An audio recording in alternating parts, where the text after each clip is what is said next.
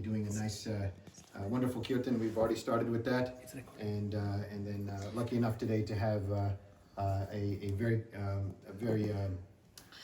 highly esteemed lecturer today, Madana-gopāla Prabhu. Steamed and fried. Yeah. Who is who I've known for I've had the pleasure of knowing for a very long time. 27 years. We were teenagers when we first knew each other. We're still kind of teenagers. Yeah. And he had a lot of big dreams back then, and he has fulfilled them all. Right? Nothing left. Wow. Nothing left to go. Yeah. So, but he along the way he's done very much within ISKCON, and what year did you become initiated, Prabhu? I joined ISKCON in 91. 91, okay. Yeah, initiated in 99. Okay. Yeah. So 1999, so that's over 25 years that he's been initiated. He during that time he's taken a lot of positions, leadership positions within ISKCON. He currently is a zonal supervisor for ISKCON Philadelphia. He previously was working to the ISKCON Parsippany Mandir that is being created. He had an integral role in helping Still working on it. Still working. Yeah. Still in it, yeah. And then now he's a director of communications for North America ISKCON. And you realize why he's director of communications, because he can communicate impeccably. If you watch any of his YouTube videos, you'll see that he's very eloquent in his talks, and very entertaining, and very informative as well. So it's really my pleasure to welcome him and welcome you all, and enjoy. Hari One more Bol. thing I'd like to add. Yes. Oh, he's a guru too. He is the initiator. Yeah, mic is yours. Mic is yours. No problem. You already said it. It's fine. Okay, now it's your turn to say. So today, there was one more responsibility added to Prabhu's list, which is in service of Srila Prabhupada, being zonal supervisor of ISKCON DC as well. Okay. Hari Bol. Congratulations, Madana-gopāla. DC, Baltimore, Delaware, Philadelphia. Oh, thank you. Jai Ho. No, if you All glories to Srila Prabhupada's This is movement. Nancy Ganga is Madana-gopāla's Dharmapatni. Oh, Hari Bol.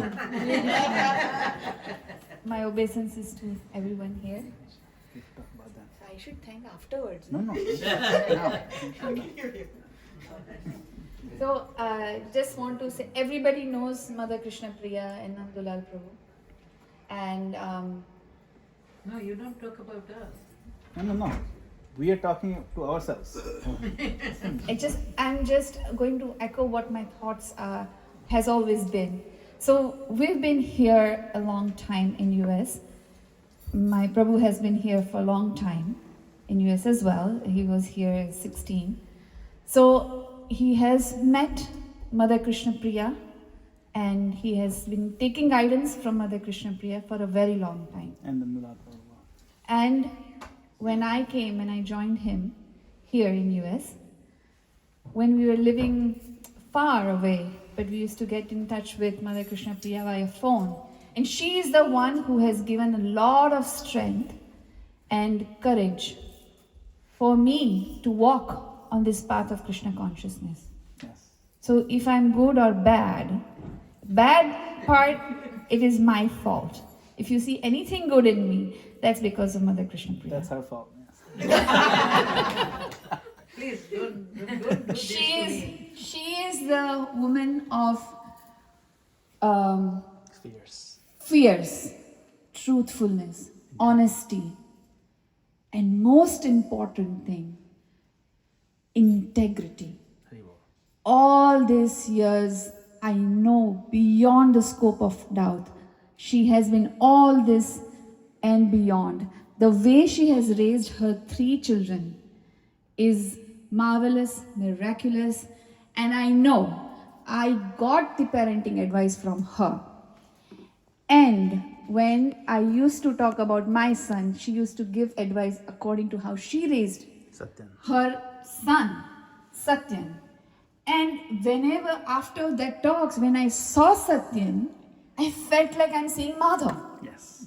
Although Satyen and my husband are of the same age. But even today, when we see Satyan's growth, his desire to serve, his honesty, how hard and how well he is bringing up the family and all the adjectives, we just feel so proud and so happy about Satyan and his family. The words cannot describe this. So I just wanted to share that Satyan, we are here because of your love and the love of your family. All these years, we've just nourished the nectar from you all. So it is time for us to pay back. So whatever service we are doing in ISKCON, it is due to their blessing. Hare Krishna. Yes. And so much so that, our son Madhav, we kind of modeled his growth after how you raised Satya. And so even now he's second year of DO. You're same line as you. He's You're taken DO. the same line as Yes. Satyan. So, Satya right there. Here a t-shirt. Growing up, one time Madhav saw Satyan. Satyan. And it made a life, he'll say when he comes, you'll see, Madhav will say, it made a lifelong impression in his mind. He'll tell you because he told me. Tell his t-shirt in Nike. Just DO it. Just DO it. That's right. So that's how it is. No, we're very blessed to be in your association. All of you devotees who are here. And we are blessed to have the guidance of Nandulal Prabhu and Mother Krishna Priya, the friendship of Satyan, Roshni, and Smriti as well. And many of you may not know, I am very close with Nandulal Prabhu in one way. We're both born in Africa. We're both African Americans. Isn't it? You're American passport, so they can't deport you. But we're both African in that sense. Born and raised in Africa. But Krishna consciousness does well there as well. And we're just very fortunate to be in this family of yours. We never consider, every time I talk to all of you, I never consider like you're not my family. And so just to be here is like coming home for Valentine's Day. Thank you very much. Okay, so we will do this one. This is a good famous bhajan, this Hare Krishna.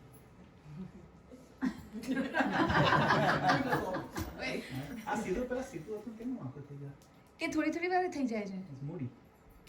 Yeah. Okay. Satyan, I know Sidhu it goes back. No, and it'll go forth. back. Yeah, it I does don't know stick why, on right. its goes away. જ્યારે સીધા માણસ ગાતા ત્યારે સીધું થઈ જાય. માતાજી સીધું કરે છે. હું વાંકો છું ને એટલે એવું થઈ જાય. ભગવાન બી વાત કરે છે. વાંકે બી હારી. Krishna. Okay. So,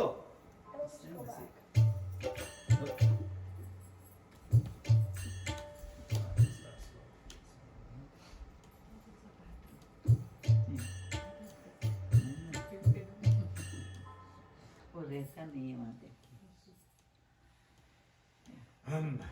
So the reason is because it's hanging here. So unless you remove it back from the material, yeah. You see what I mean? Yeah. Is mommy ready? Okay, mommy's coming. So she's coming?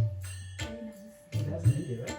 My dad's in India, brother, I spoke sister. with him a few days ago. Yeah, he's in India. Hare Krishna, Krishna Krishna, Hare Hare, Hare Rama, Hare Rama, Rama Rama, Hare Hare, Hare Krishna,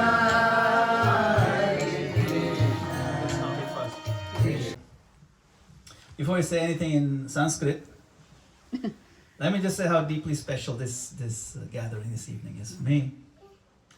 We're not in a temple hall. We're not in an auditorium. We're in a home.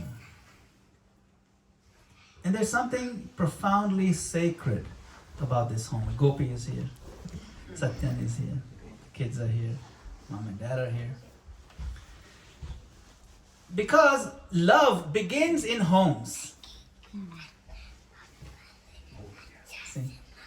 Transformation of the heart. Pranath is here. Transformation begins in homes. Civilizations are not shaped in auditoriums. Civilizations are shaped in homes. And tonight we're gathered in the home of someone who's not just a respected physician, not just a thoughtful professional, but my dear close friend. Someone who was once my roommate, by the way. Dr. Satyen Govan. Satyen, thank you for opening your home and your heart tonight. And I would be incomplete if I didn't acknowledge these two souls that are dear to me. The devotees just came, want to re-acknowledge Mother Krishna Priya and Madana-gopāla Prabhu, who are, for many of you, they're senior, initiated, advanced devotees. But for me, they're family. They've shown me affection, guidance, steadiness, even when I was in college since that time, which was just like 3-4 years ago.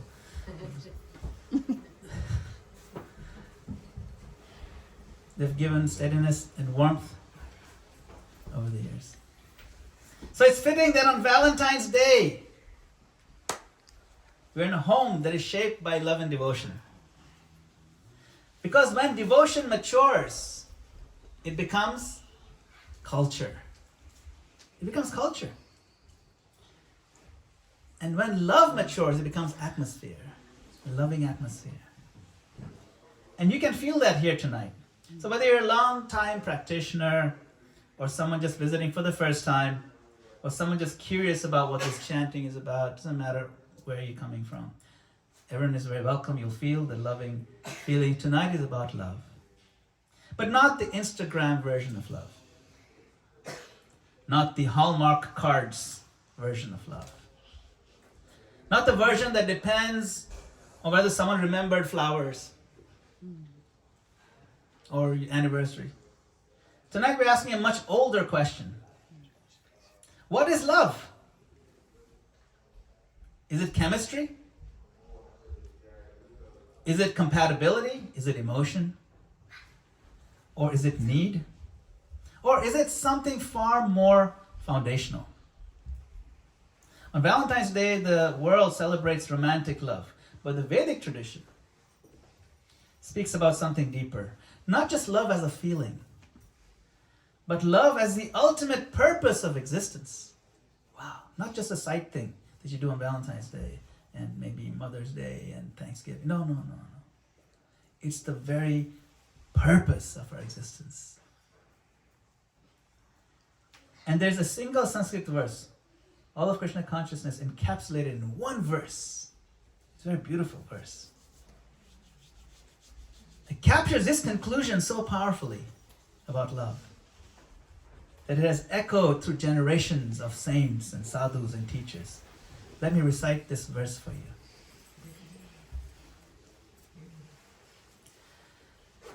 Aradhyo Bhagavan Vrajesha Tanaya Tadhama Vrindavanam Ramya Kachidupasana Vrajavadho Vargenaya Kalpita Srimad Bhagavatam Pramanamamalam Prema Umartho Mahan Shri Chaitanya Mahaprabhur Matamidam Tatradaro Napara Aradhya Bhagavan Vrajesha Tanaya. What does that mean? Aradhya means the worshipable. Who is to be worshipped? The Supreme Lord. To be worshipped is Krishna. Vrajesha Tanaya, the son of the king of Vraja. King of Vraja is who? Nanda Maharaj. He's the son of the king of Vraja. So we're worshipping Krishna, that specific Krishna, not any other form of the Lord. The highest, most intimate form of the Lord is this form in Vrindavan. Just to be sure, it says, Tadhama Vrindavanam. His abode is Vrindavan. It's the highest spiritual realm. Okay, then how should I worship? What's the best way to worship him? Ramya Kachidupasana Vrajavadhu. Vrajavadhu refers to Gopi. So it says the most beautiful form of worship is that conceived by the Gopis of Vrindavan, who worship him selflessly. with ultimate purity. Not even an ounce of what's in it for me. No. Only how will this please Krishna? That's it. I don't care about my name, my reputation, my health. Doesn't matter. Krishna should be pleased. That's the form of devotion and worship that's done by the gopis. We follow in their footsteps. Okay, but what about the philosophy? How about, if I don't understand, if I have any questions philosophically and so on, what's the reference point? Srimad Bhagavatam Pramadam Amalam is the spotless authority in answering your questions about this worship process. Okay, then fine, but what's the goal of all this? What are we aiming for? Prema Pumartho Mahan. And the pure love of God. Prema is the highest goal of life. That's what today is about. That's what every day is about. But today we have the red hearts everywhere, and balloons and so on, so we can focus on it some more. Okay? Prema Pumartho Mahan. Love is the greatest purpose of existence. Not success. We want success, but that's not the greatest purpose. Not wealth. We want wealth, but that's not the greatest purpose. Nothing wrong with running after, working hard for it. Even relief from anxiety is not the goal of life. Not even liberation, moksha. Love, but not ordinary love. Love so pure that it does not demand. Love so refined that it does not negotiate. Love so expansive, that it seeks only the happiness of the beloved. And that beloved, according to this tradition, is not merely another human being. It is the all-attractive source of love itself, Krishna. Now, some of you, maybe all of you are familiar with the name Krishna, but it may mean different things for different people. But the word Krishna means all-attractive. We're not here to convert anybody. We are here tonight to explore something universal. Every human heart longs to love and to be loved. The Vedic wisdom tells us this is not an accident. This is not random. That longing is not just accidental. It is directional. It is constitutional. It is actually who we are. And it's pointing somewhere. And if we follow that longing deeply enough, it leads us not just to romance, not just to companionship, not just to affection. It leads us to divine love that is truly satisfying. And the extraordinary claim of this tradition is that the love between Radha and Krishna and all the gopis, the divine feminine and the divine masculine, is not mythology. It is the archetype. It is the original prototype. It is the original melody from which every other love song is derived. That love is the original melody. So tonight in this beautiful home on Valentine's Day, in the presence of dear friends, respected elders and guests, let's explore what that love means. It's not just an emotion. Love is our identity. And if love is our identity, then loving perfectly is our ultimate destiny. And that is where we begin. Today the world is celebrating love all over. Not just America, everywhere. It's an international event. Cards, flowers, chocolates, dinner reservations, pressure, limousine reservations. And beneath all of it is one quiet desperation. Where is love?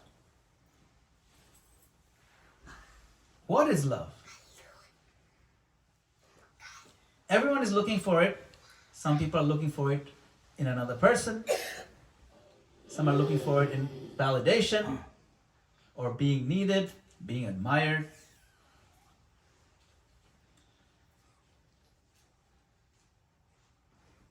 And our scriptures gently smile and say, you're not wrong to look for love. You're wrong to think you don't already have the capacity for it. Because love is not something we acquire. Love is something we are. It says over here, Nitya Siddha Krishna Prem, Sadhya Kabunoy, Shavana Adi Shuddhe Chitte, Karoy Uday. This is from Chaitanya Charitamrita. It says, Nitya Siddha Krishna Prem. It's pure love.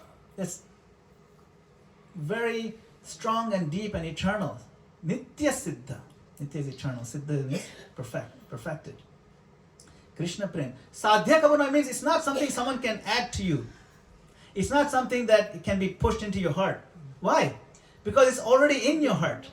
It is glowing. It is effulgent. It's just covered. Because we have chosen to reprioritize and kind of cover it up. You don't need a flashlight to look for the sun. You have a flashlight, point out, so I can see the sun better. No. So the love is like that. Our love in the heart is like the sun, but we've covered it up with the curtains of our own selfishness. How do we do that uday? How do we get the sunrise? Shavanadi shuddha chitte karoe uday. When we hear more and more about our eternal beloved. Shravan here, Adi, etc. Here we sing, we serve. Shuddha chitte, our pure consciousness awakens and you get the sunrise, uday. Uday means sunrise. It rises. So, love comes from within. And this Vedic understanding is radical and deeply hopeful. Love is the inherent quality of the soul. Not the body, not the mind, not the emotions. Love is the quality of the soul. Which means love does not come from chemistry. It doesn't come from compatibility tests. It doesn't come from shared interests. Let's match our hobbies and see if it's going to work out. It comes from identity. We are lovers by constitution, and that's why even animals show affection. They show loyalty and sacrifice. These are all symptoms of love. This is why even broken people still want to love. Love is older than philosophy. It's older than religion. It's older than culture itself. It is the soul's default setting. That's what it is, inherent. You see, so look on the screen here. Now, we're living in this world, okay? And this is where something beautiful happens in spiritual life. When we start practicing spiritual life and we mature, our perception of the world around us evolves. In the beginning, the world is like a prison. You see that poor guy is in prison. We read the scriptures, we say this place is dangerous, this place is binding, this place is punishing me. And that is not entirely wrong. This prison analogy is used in our Shastras. The world can function like a prison when we are rebellious against our true identity. But we practice spiritual life and we start maturing. When we mature, we begin to see the world differently. Now we don't think of a prison anymore, we see it as a classroom. It's no longer punishment, it is education. Every situation becomes a lesson. Every difficulty becomes instruction. We are no longer inmates in the prison. We are students. See that student over there.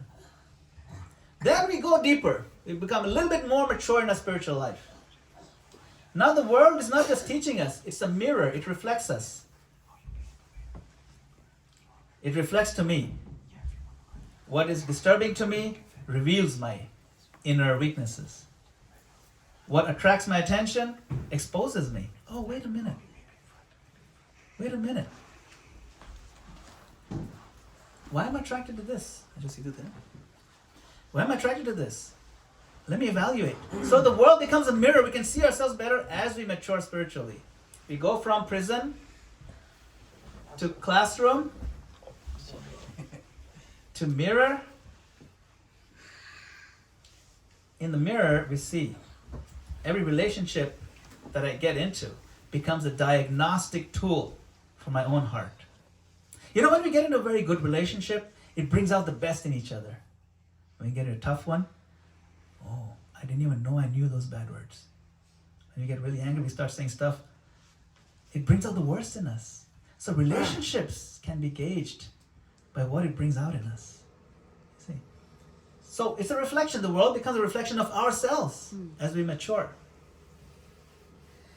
Then something very refined starts happening.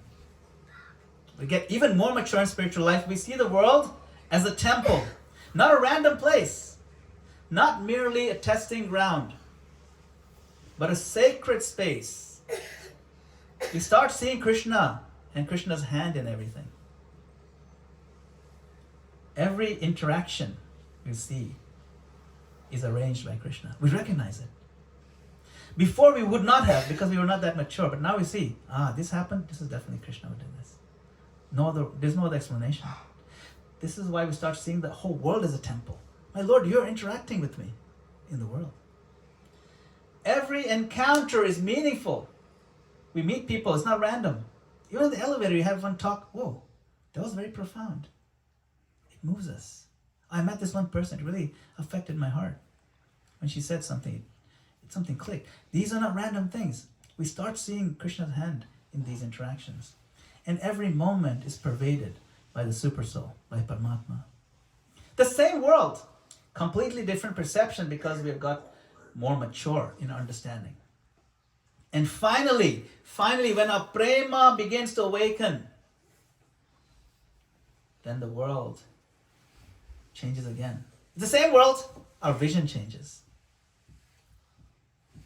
Now the whole world becomes a love letter from Krishna.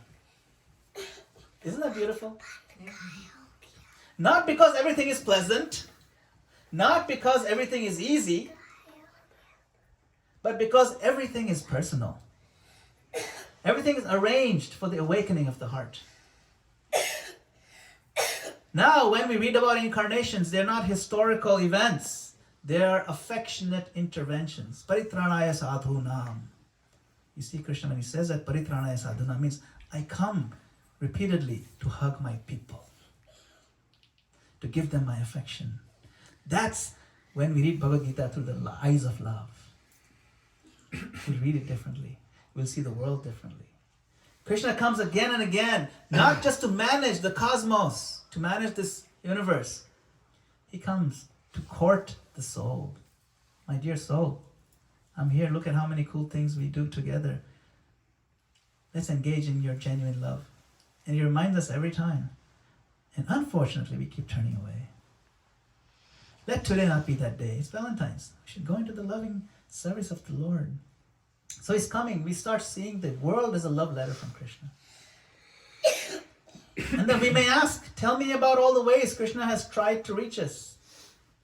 That is the question of a lover seeking someone who wants to love genuinely Krishna. So what is this love? Love is not a feeling. Watch this. Love is action. It is service. It is doing something. Now, we have to be a little careful here. You can see all the different services these Greek devotees are doing. Many of us subconsciously believe if I don't feel love, that means I don't have love. I'm not feeling it, so obviously I don't have it. But the Bhagavatam never defines love as a feeling. Feelings are an expression of love that comes out. It may be visible, may not be visible. But feelings are not the essence of love.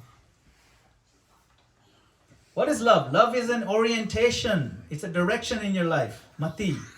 Krishna Matirastu. Love is where my life is pointed. What do I prioritize more than anything else? That means I love that. Love is who I'm willing to serve even when it is inconvenient, even when it is uncomfortable, even when it is unnoticed. If love were merely a feeling, then our bhakti would rise and fall with our blood sugar. Because that's a feeling. Sometimes blood sugar goes up, sometimes blood sugar goes down. Sometimes you're in good mood, sometimes you're angry, sometimes you're hungry, sometimes you're hangry. That's feelings has nothing to do with love. Love means what are you consistently doing every day to show up. When you show up, that means love. That is love. If love was merely feeling, then our bad japa once in a while would mean that I have no devotion. That's not true. If my japa became bad, it's not that you have no devotion. Just have to work on it. Doesn't mean you don't have love. Dry feeling in kirtan would mean Krishna has left the room. And that's not true. Krishna is always there when his names are sung. You feel dry or not, doesn't matter. Krishna is there. See, so Krishna never defines love that cheaply based on our feelings that are fleeting. Love is not an emotion. Love is commitment expressed through service. That is love. Because when you serve consistently, you know love is there. What's the point of saying, I love you, and when it's time to help you, show up? We all have the experience. It's easy to talk. It's easy even to feel. Oh, I love so much. Come, can you help me? No. That's when the rubber meets the road. Now, in this world, right, we seek this love. And you can see the drop going down, a little drop of water in the desert. He thinks that's love, the shape of a heart. It's not really very satisfying. The drop in the desert. This is why worldly love often disappoints us so much. Not because love is wrong, but because selfishness is a terrible container for love. Our biggest problem in this world is selfishness, actually. And we don't need to point other people. We just need to look at ourselves. Don't need to point other people's selfishness. Let's see how much is in us. Worldly love, the selfish kind of love, often feels like a drop in the water, drop of water in the desert. It's not that it's not real, but it's only a drop. It's real. There's something there. But a drop, how much is it going to do? It's so precious, it's so hoped for, but so quickly gone. Why? Because when love looks selfishly, it collapses inward. But when love expands selflessly, it covers everybody. That's why when Prabhupada just glanced at a whole crowd, they would all feel his love. They would feel the warmth. They'd feel his selflessness. They'd feel, I can also one day be like this. And they felt inspired. And they spread all over the world this divine message. When it expands outward, it nourishes. Now the Vedas recognize 4 goals. Purusharth or Pumarth. What are the 4 goals? Everybody knows this? Dharma, Artha, Kama, Moksha. So 1, 2, 3, 4. Dharma means righteousness, religiosity. You do some yajna, you get a nice house, and you do the Vastu Puja, and so on. That's Dharma. You do some yajnas, and when you do nice sacrifices, Vedic sacrifices, you do it you get money. The result of that is Artha. This is sequential. Artha means you get money. Okay, so you live in a place and then you get money and you get lots of money and then you have so much money in the bank and you say, oh, what's the point of this money? You're supposed to do some fun things with it. So we enjoy it. That sense enjoyment is called, number 3, Kama. Kama means the pursuit of pleasure. And then what happens is you try to pursue more and more pleasure with this money and you feel frustrated. Why? Because the billboard does not live up to its promise. The advertising that says if you take this drink or if you take this product, you'll feel so immensely satisfied and you'll look just like this supermodel here and the teeth will be just like that, you'll be smiling. No, but you try, it doesn't feel like that at all. It's very disappointing. And you try a different way, you keep trying and you say, you know what? I had enough of this, I'm tired of it, it's very painful, I want to get out of here. So that relief from worldly misery is called moksha. I want liberation. I want out of here. Okay, now question for all of you. Which ones of these goals are bad? Which ones are not worth pursuing? Okay, let me put it the other way. Which ones of these goals are worth pursuing?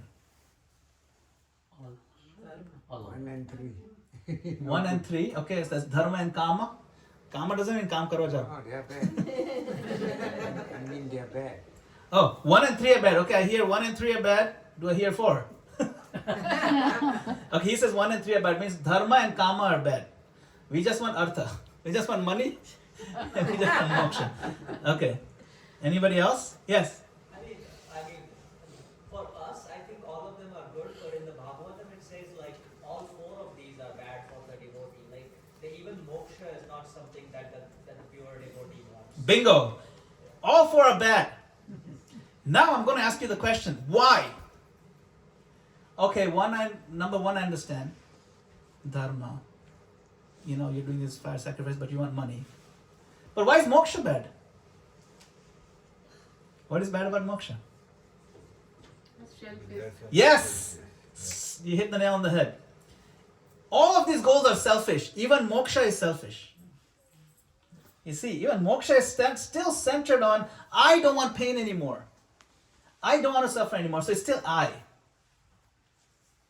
But Chaitanya Mahaprabhu, what does he says? What is the Pumartha Mahan? The fifth one? Purushartha? Pancham. Yeah, which is Pancham Purushartha? Which one is it? Prem. Prem. Prema Pumartho Mahan. This is what you want to do. You want to put this word Prema Pumartho Mahan on those heart-shaped candies that they give on Valentine's Day. Prema Pumartho Mahan. You see. So, love is the greatest goal of life because love is not selfish. But love is deeply fulfilling from the very beginning, even from its raw state. When you start approaching Krishna, that Krishna, I want to love you, even that initial exciting approach is so full of satisfaction. Even in the beginning stage. It's like a raw mango. And then after you mature, you focus, you do more bhakti, you engage in Krishna's service, you develop, gets more mature, then it becomes ripe mango. But even raw mango is very valuable. Because mango is mango. Mango is the king of fruits. Can make athano. Very nice. And then when it ripens, you can make Ras. ras. Yeah. Everybody loves it. Prem ras. Yeah, prem. Yes. Make mango milkshake, you make mango lassi, you just eat it. You can eat it every way. All four ways you can eat mango. You know, 4 ways of eating? Chewing, licking, sucking. Yeah. Mango is mango. But that's the beauty of prem, even when it's beginning.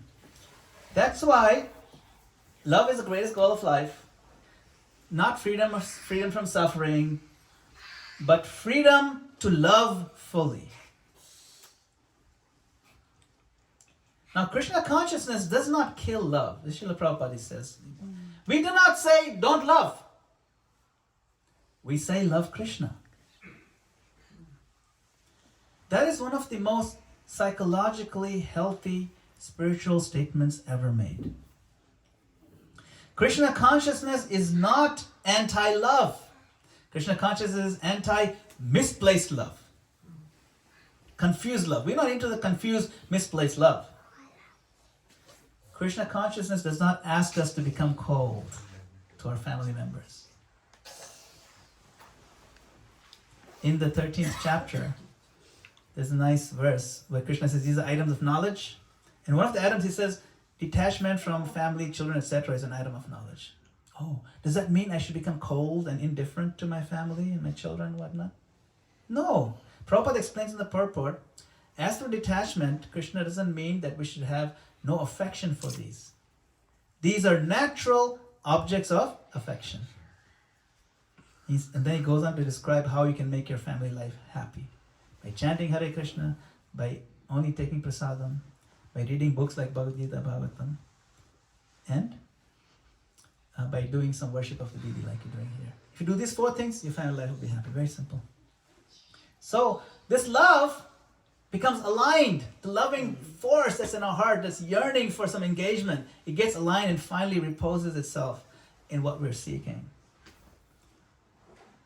All forms of the Lord are eternal. There's so many forms of the Lord. Who is that, the first one?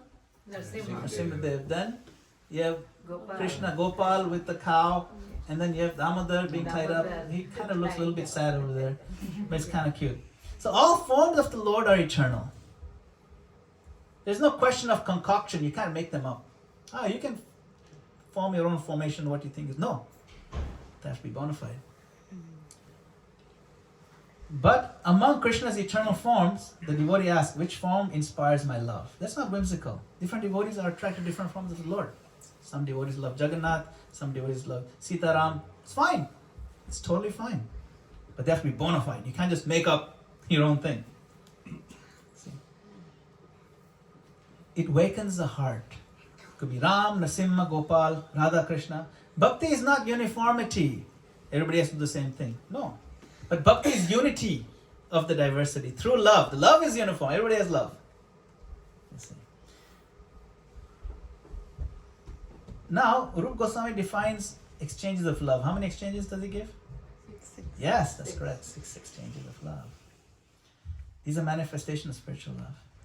Spiritual love manifests in many relationships between Radha and Krishna, between guru and disciple, between devotees. And none of these are sentimental. They're just grounded in service and sacrifice and trust. That's why these 6 loving exchanges between devotees are so central. This is Krishna consciousness. All this is not trivial. These are very important. Because we all need an outlet for a loving exchange. We have to do this. This is not optional. How do you do it? We exchange gifts, giving and receiving physical gifts, revealing one's mind and confidence. You open up your heart to each other. Someone you can trust. Don't just open up to everybody. You find someone you can trust. And then, of course, accepting and offering prasadam. This is another way of, so I think tonight we're going to be doing this last one. Chena. Later. Chena pa. Che. Puchu lo.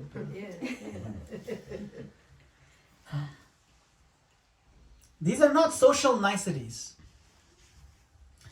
This is training for eternity, eternal life. Eternal life looks like this. Yeah. So Srila Prabhupada is very clear. Detachment does not mean lack of feeling. This is love and exchange between devotees and between family members. Be kind, please. Try to be kind. Be a little extra kind to each other. Be a little extra encouraging. Try not to use harsh words. Try not to feel that you accomplished something by finding the harshest way to say something. Sometimes we take pride, oh yeah, I'm so expert at insulting people. It's not worth being happy about how good we are at insulting people. A living being must have affection. Bhakti does not erase affection. Bhakti purifies our direction and the affection. So when you practice bhakti, love does not disappear. Love matures. Sri Rupa Goswami wrote this book called Ujjwala Neelamani. Very beautiful line from there. It describes Radha and Krishna's hearts melting together. So you can picture that in your Valentines, so many hearts. You see the balloons, heart-shaped balloons. You can think of this verse. It's very nice. O Master of the Universe, your heart and Srimati Radharani's heart are just like shellac. Shellac is like wax. And are now melted in your spiritual perspiration. You see, getting closer to Krishna's hands. Therefore, one can no longer distinguish between you and Srimati Radharani. Now you have mixed your newly invoked affection, which is like vermilion, with your melted hearts. And for the benefit of the whole world, you have painted both your hearts red within this great palace of the universe. So, this is not poetry for artists. This is the destiny of the soul. This is where we are headed if we practice Krishna consciousness. Every incarnation that Krishna comes in and the Leela he performs is an invitation to love him from a new angle. That's why he comes again and again, not because he forgets us, but because he refuses to give up on us and give up on our hearts. So, how do we cultivate this love daily? This love does not arrive dramatically. It accumulates quietly. We have to do it every day. Accumulates. It's a cumulative effect. By chanting Hare Krishna, Krishna Krishna, Hare Hare, Hare Rama, Rama Rama, Hare Hare. And by hearing Bhagavad Gita and Bhagavatam and other books, by associating, by serving, by sharing, and one day without announcement we realize I am no longer trying to love Krishna. I am now seeing Krishna is loving me. He always has loved me. And that realization is a gift from the Lord.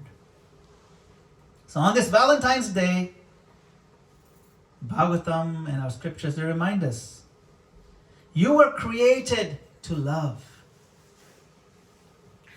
You were designed to serve. You were destined for prema. And Krishna keeps incarnating because he's still courting our hearts. We just need to respond to his loving flute song. Hare Krishna.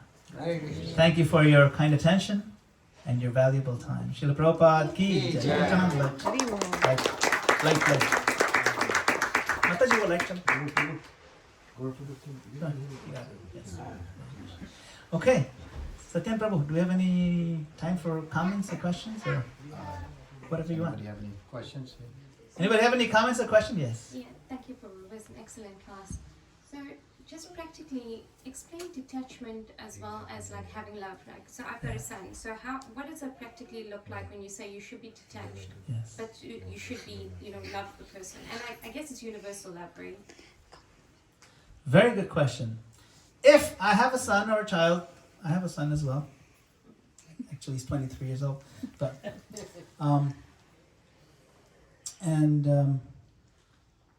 we do love him, pretty sure.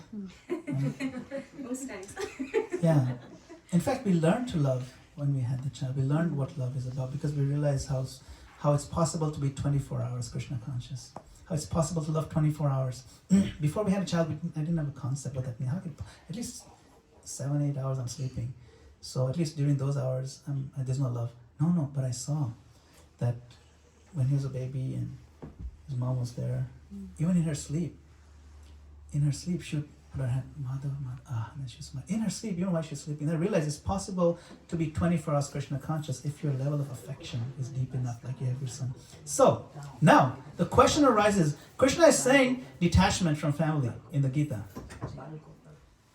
Why? What does that look like? How should I be detached? Now, what are we being detached from? That's the question. The idea of detachment is the detachment from a selfish angle of seeing your child. How can I see my child selfishly? Well, we can identify with that relationship as greater than anything else. This is my son. This is mine. It's my product. If he's successful, it's my credit. So it fuels our ego. Anything accomplished in the world, share ka beta, Right? So why? With that sense of pride, it's not wrong in one sense. It's very nice. But if it pushes Krishna out of the picture and it focuses on this, this soul is not coming from me. It's coming through me. If we recognize Krishna's supremacy, recognize it's a gift from the Lord, and everything we do for the child is for spiritual purposes only, then our family life will be happy. Read that purport. It really describes it very nicely. It's a purport for Bhagavad Gita 13.8, 8 through 12. Look it up. 13.8. It's a good one. And really Prabhupada breaks it down so nicely. So the detachment is from this notion that these are my children to enjoy. Now this is explored further in the prayers of Queen Kunti. If you read the prayers of Queen Kunti in the Bhagavatam, first canto, chapter number 8, they are the most beautiful prayers. And in that one, she prays to the Lord, my Lord, kindly save me, or cut off my ties of affection. If you remember that verse, Pandushu, Vrishnishu, from these two families. What? Means all the Pandavas, who are my 5 sons, cut off my ties of affection from my 5 sons. And these 5 sons are not ordinary sons, they're pure devotees. And the Vrishnis are Krishna's own family, because she's coming from that family. And she says, please cut off my ties. Why?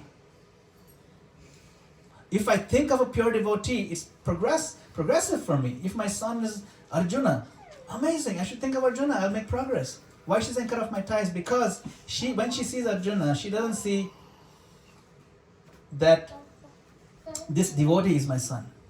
She sees my son is a devotee. My son comes first. She wants to get rid of that identity. It's not me. everybody's yours, including this boy. That's the level she wants to come to, and that's the level we want to aspire for. So anytime we think that these are people for me to enjoy, these are people for me to exploit, these are mine, how dare you not, give me all your money, or whatever it is, how dare you not. We have to respect their independence. We have to respect that they're not ours in the sense that we didn't create them. We may think we did. So we have to really get into the refinement. It's a very good question. It's very subtle. But you understand where I'm going with this. It's the ego that really comes with being parents. We have to be careful when we navigate that journey. Does that help? Thank you. Hare Krishna. I encourage you to read that verse from the Queen Kunti as well. Yes, Prabhu? Prabhu, I just had a food for thought. So in the slide where we had Dharma, Arth, Kam and Moksha, out of those four, Dharma cannot be a goal actually, isn't it? Because Dharma is the way how to do things. So. Yeah. Here Dharma is a very specific meaning. Here Dharma doesn't refer to spiritual Dharma. Right. Here Dharma refers to religiosity for karma kanda purposes only. So we cannot really say that. That is the Dharma Krishna wants to give up. He says Sarva Dharman Parityajya. Parityajya means what? Not just give up. Pari means from all directions, completely. Tyajya means give up. Parityajya means peripheral. The word peripheral comes from pari. From all directions, give it up. He says that's what he's talking about. Because the real word Dharma would not really qualify to be a goal. It's just a way of how to do it. That's why the word in Sanskrit is always contextual. Here the word Dharma refers to karma kanda. Yeah. That's why it's important to clarify this. Thank you. Okay, any other comments or questions? Yes, please. Hare Krishna Prabhu, please accept my humble obeisances. Please accept Thank you my- so much for the wonderful lecture. So, very beautifully you explained that love is not the feeling, love is the act, love is the action, and love is the service. So sometimes when we don't feel like doing that, Service. service, but then also we do. So what makes us to do that? It's our intelligence, it's our wisdom, if it's not the feeling. Yeah. It's intelligence. You see, our intelligence is also an evolving purification process of our intelligence. And as we do it more, even if you don't feel like doing it, then our intelligence becomes more aligned with Krishna. See, we want to purify both the mind and the intelligence. What is the function of the intelligence? The function of the intelligence is to override the impulses of the mind. The mind is like, today we'll just sleep in. You sleep at 10 o'clock. That's the mind saying, very nice. But the intelligence saying, no, wake up 4:30, 4 o'clock. You override the impulse. So as your intelligence gets more mature, it's not that much hard work. The intelligence becomes stronger. You don't have to do that much hard work. That's why even when you don't feel like doing it, you still do it. That's your intelligence. Now, if we do more of that with affection, consistently, with priti means affection and love. If you do it with priti, then Krishna comes and gives you the transcendental intelligence. You know that verse? Tesham satata yuktanam bhajatam priti purvakam dadami buddhi. You see, buddhi yogam tam. I give buddhi yoga, but if you first you do with priti. First you start connecting with me. Satata yuktanam. Yukta means connection. Bhajatam. Is it 10-10? 10-10. That's 10-10. One of my favorite verses. Bhajatam priti purvakam tadami buddhi yogam tam yenamam upayanti. So that is the Chatushloki Bhagavad Gita. You know where it starts, Chatushloki? What verse? 10-8. What number? 10.8. 10-8. If you can't remember the number, it's very easy. 108. 108. Isn't it? Yeah, auspicious number.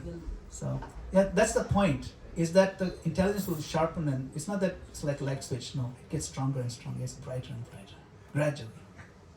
So yes. So, Prabhuji, even though we don't have the priti, we should keep doing the service. You'll get priti because the gift is coming. You see, it's not that you don't have priti. There's no way you'll do something if you don't have priti. Impossible. Some little bit is there. That's all. See, as you get more mature in Krishna consciousness, you will feel you have less and less love. You didn't know that? Did you know that? There's a verse in Chaitanya Charitamrita that says this, Premera sabhava jaha premera sabandha Krishna nahi mora nahi prema gandha. The swabhav of prema, this is a good topic for today. The nature of prema, premera swabhava, jahan premera sambandha, which is a relationship of love with Krishna. Krishna nahi mora, Krishna is not mine, I don't feel like he's mine, like I don't have that love. Nahi prema gandha, I don't even have a gandha, even a scent of love for Krishna. And who gets this feeling? The one who has lot of prem. The one who has lot of prem has this feeling. Why? Why does advanced devotee feel they have no prem? Why is humility there? What causes it? Is it fake acting? Or is it real? Is it real feeling? Why do they feel like that? Do you know? Maybe they want more. That's one thing. जो पैसा वाला होता है वो कहता है पैसा बहुत कम है बहुत आजकल बहुत मंदी आ गई है but in the bank they have $2 billion but those are faking फेकू है वो लोग so but these devotees are not faking, they're not lying, they genuinely feel this way, not because they want more. I'll tell you why. Hare Krishna. When they see in their heart, it's about the size of a cup, and the cup is completely filled with love, and they offer it to the Lord. When they approach the Lord with their cup of love, and they see the Lord coming with His love, the Lord comes with an ocean. In front of the ocean of love, my love is nothing. Nahi prema gandha. And so they feel completely humbled, but they're also completely ecstatic. So beautiful. So these are very nice verses. These are more advanced verses. You can read in Chaitanya Charitamrita. These are good questions. You print them out. Thank you for the question. Hare Krishna. All right. Anybody else have any comments? Should we do a little more kirtan? Prabhu. Satyen Prabhu. Satyen Prabhu. Who's in charge here? Satyen Prabhu. You're in charge now, you take over. I think we should do a little bit kirtan. Some Yes, devotees didn't have all any kirtan. kirtan is always fun. Wonderful. Can you help me put this back on here? दो हाथ से करना है Yeah, it's kind of heavy. थोड़ा Thank you. I will do different here. करता लगाना जरूर है No kartals, please. इतना अंदर છે આની અંદર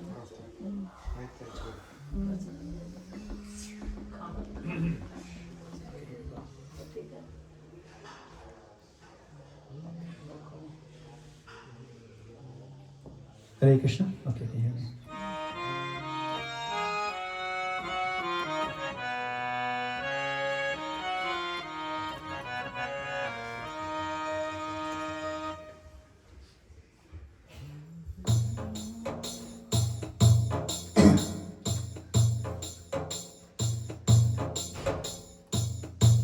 Hare Krishna, Hare Krishna, Krishna Krishna, Hare Hare, Hare Rama, Hare Rama, Rama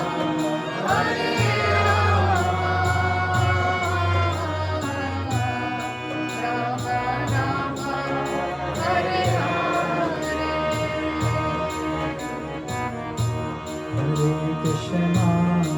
Hare Krishna, Krishna Krishna, Hare Hare, Hare Rama, Hare Rama, Rama Rama, Hare Hare. Hare Krishna, Hare Krishna, Krishna Krishna, Hare Hare,